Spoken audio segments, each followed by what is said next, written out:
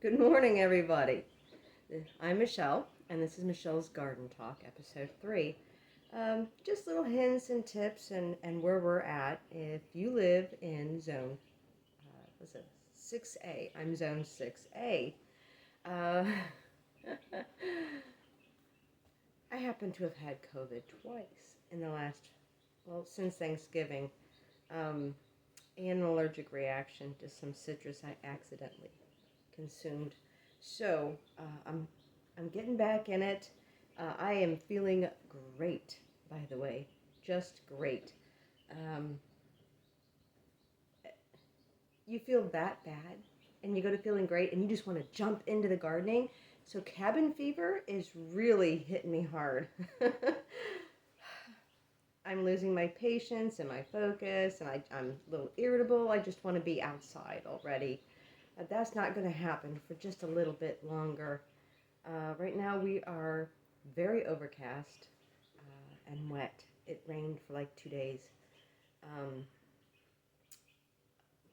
again, this is January 19th. And you can find me also for pictures on Instagram under Independent Fiber Farmer.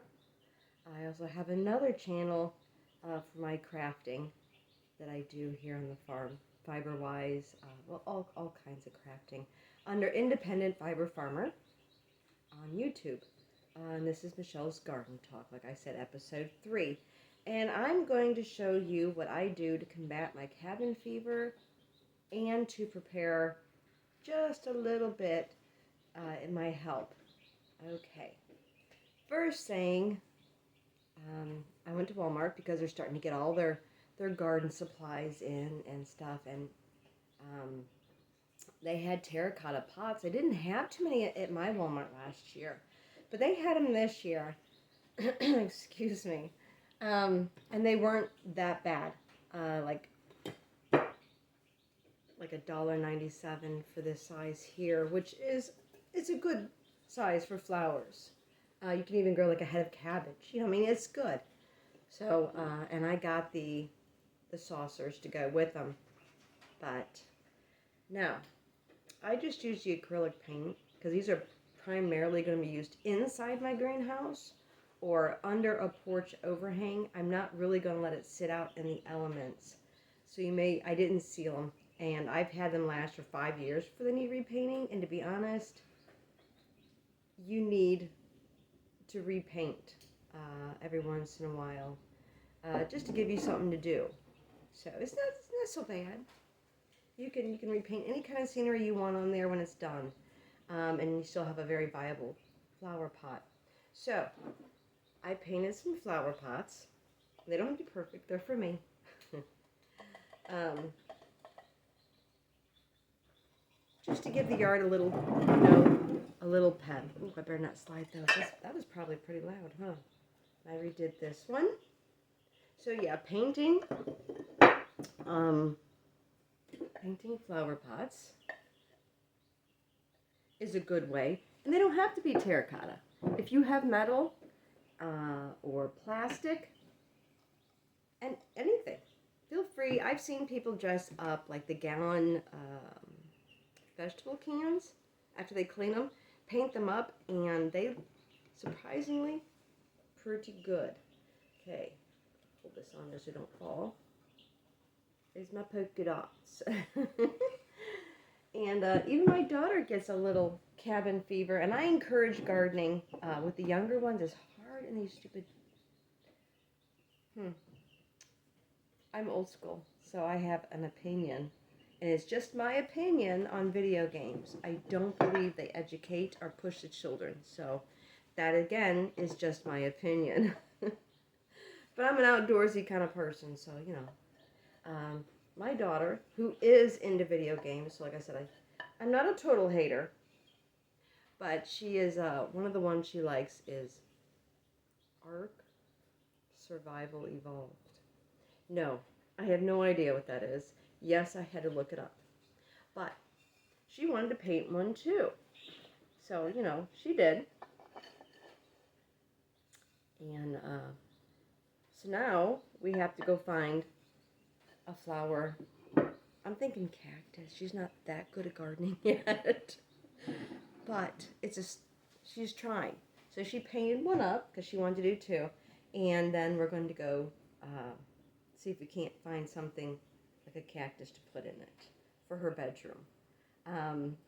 So that's one way you can do. Here's my kitty. Here's my little sweet pea. Huh. You gonna get all the moles out of the garden for Mom? But yeah, you can paint tin cans, um, coffee containers. Uh, you can paint darn near anything, and that is not special paint. Okay, that's the high gloss paint you can get at Walmart in the little craft section. And I used a package of brushes I got for like $2.50. So I mean, it's not expensive. It doesn't have to be expensive. Nothing special, and I don't seal them. And I've had a couple. The last ones I did were superheroes. So I've had Batman around for about 5 years. He's still good. So that's one thing you can do. Another thing you can do is now we had a really cold spell, and I do have my winter squash in the garage in crates, but even then it was so cold they got hit. And so I kind of had to process them immediately if I was going to save anything. And so the ones towards the bottom of the bins were still good. And I boiled them up and mashed them, and we put them in my freeze dryer for powder so I can, reuse them. But I had to dry the seeds. So I did. Now, when you dry your seeds, I don't do my squash seeds until I eat the squash. That way, there's no hurry. So what I have is kashaw squash, spaghetti, buttercup, big pumpkins, and patty pan squash. And they all got hit, and you can use old medicine bottles to keep your seeds in, or you can take a piece of notebook paper and make them a little envelope, and then you keep them. I keep them in a 5-gallon bucket. You can get from Walmart or any painting store or Tractor Supply, in a cool, dark place. For me, that's my pantry, what I call my pantry room. Right now, it is currently 51. I just checked before I started here. 51 in there. And we have blinds on every window, so it is super dark in there. So that's where I keep my seeds. Again, you can use medicine bottles. If you have a lot, you can use Pringles cans. You can use the diaper wipe containers.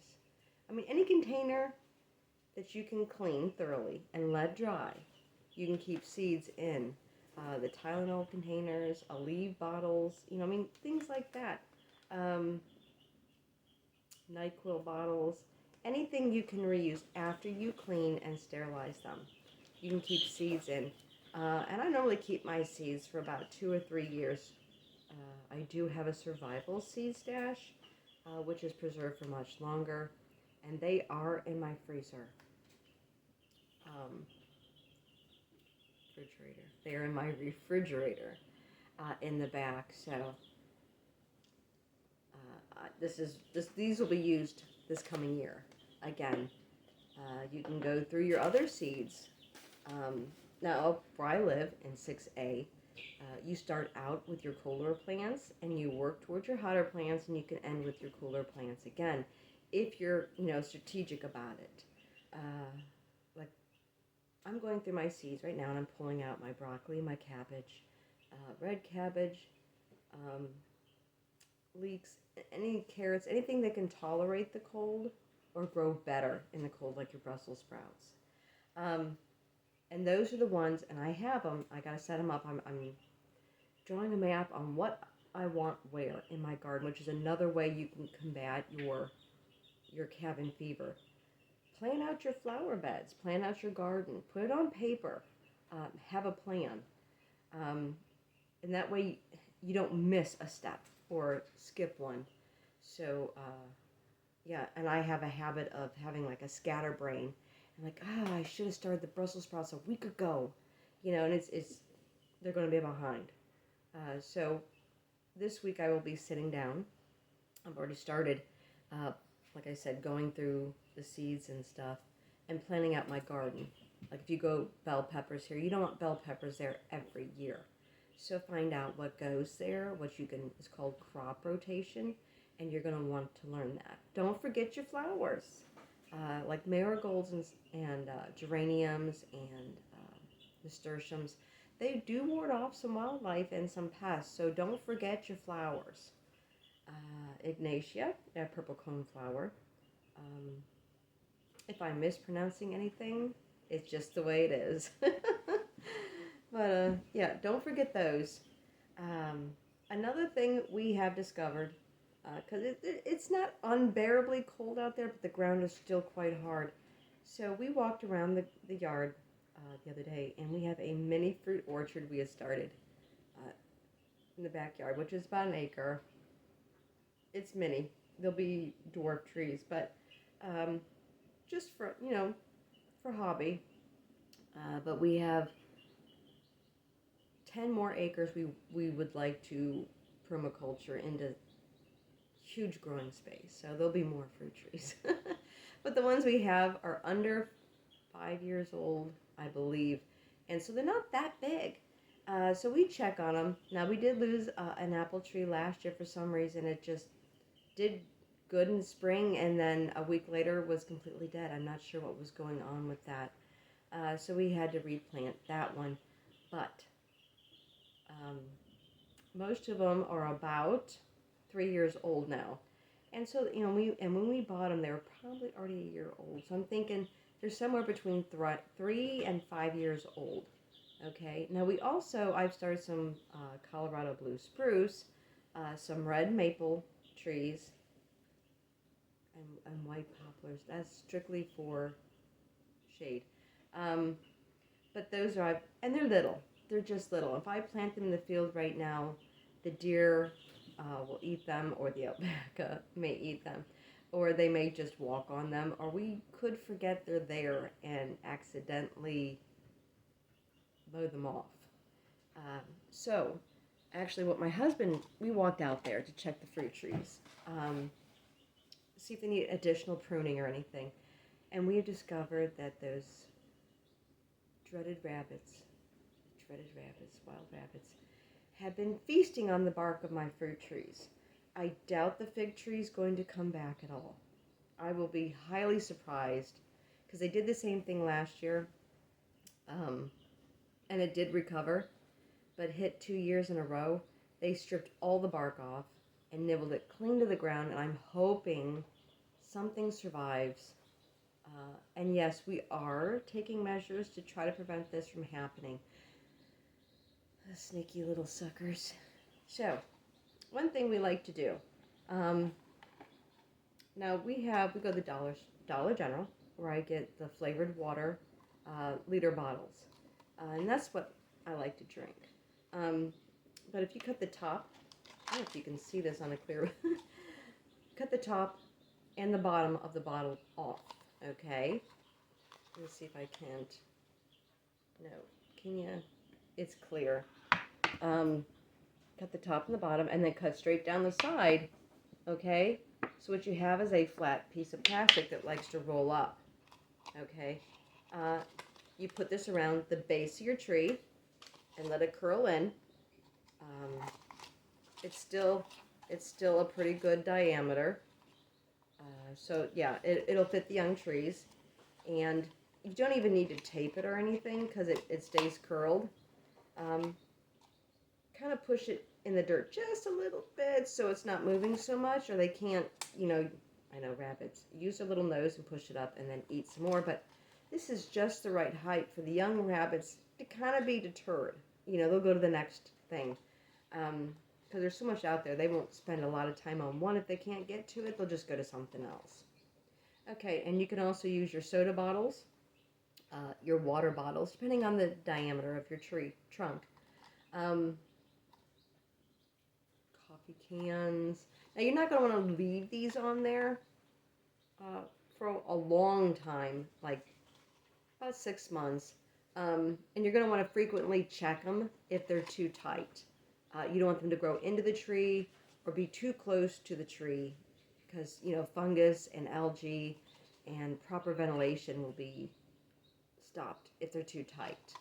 So if they outgrew this one, I would use probably the 2 liter 2 liter soda bottles, or any juice bottle, the bigger juice bottles, or even a milk jug, a gallon milk jug.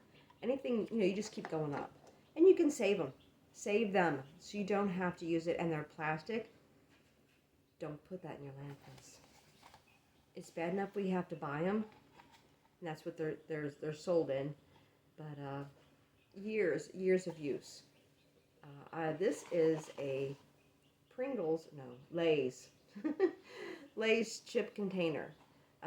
Because my daughter has a red 40 food allergy. So we are limited to what food she can have.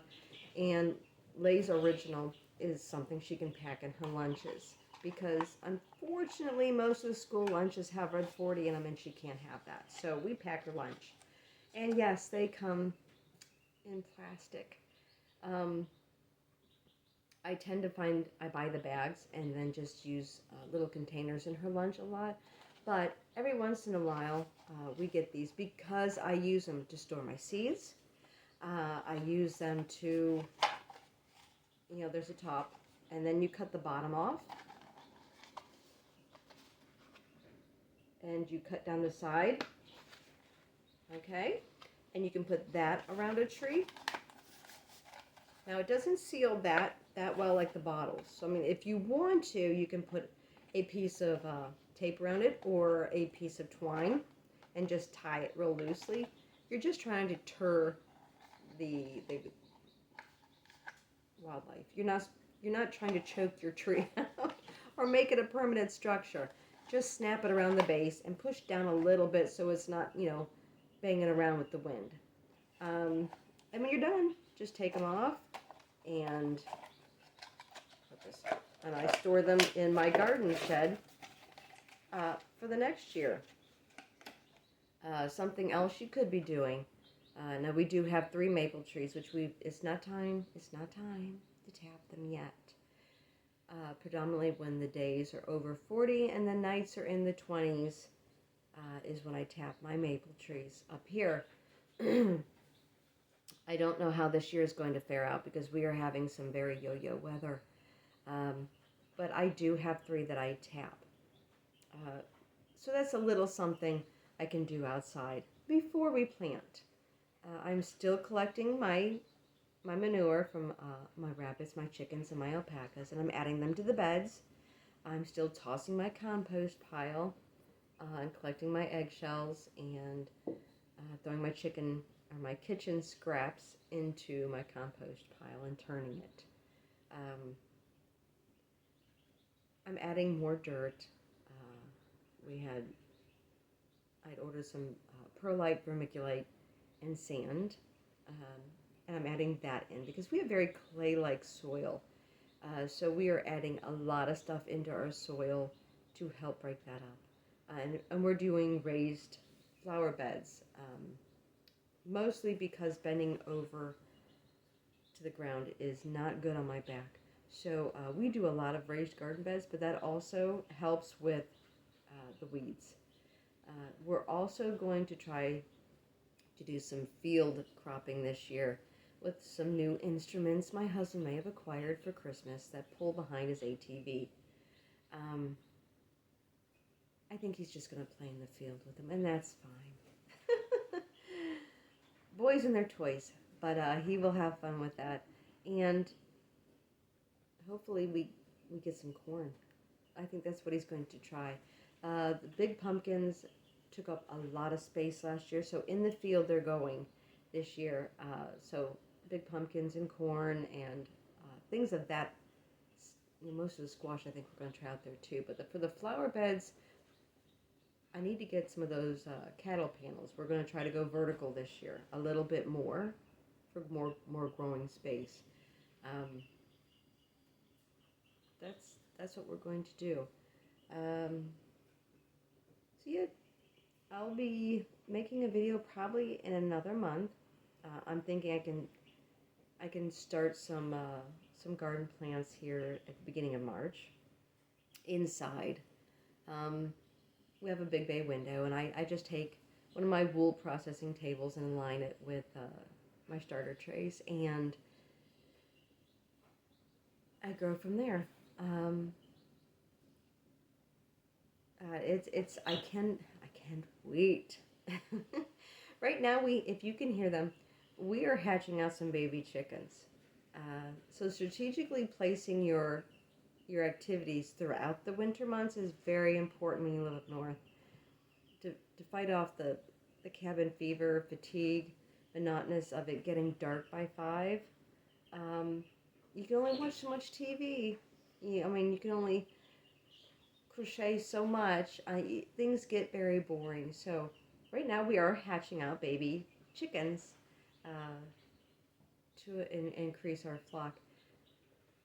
I don't know if that's what you call them, but that's what we call them. We're going to have about 40, and they'll be in here for about a month. They're good and stable, and then we'll move them out to the barn with a heat lamp, which, very secure heat lamp in the barn. And we have a new chicken coop a chicken pen area that we are building. So there's that, and right after they go out, I'll start my plants, where I'll get to use my new flower pots.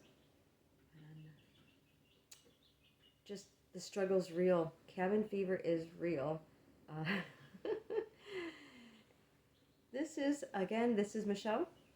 Little tips and tricks on how to get through the winter months if you live in Zone 6A. Stay tuned next month, and we'll go over my garden plans, both vertically and field, different types of garden methods, and maybe a sneak peek on how my little chickies are doing. Until then, thank you for watching. See y'all later.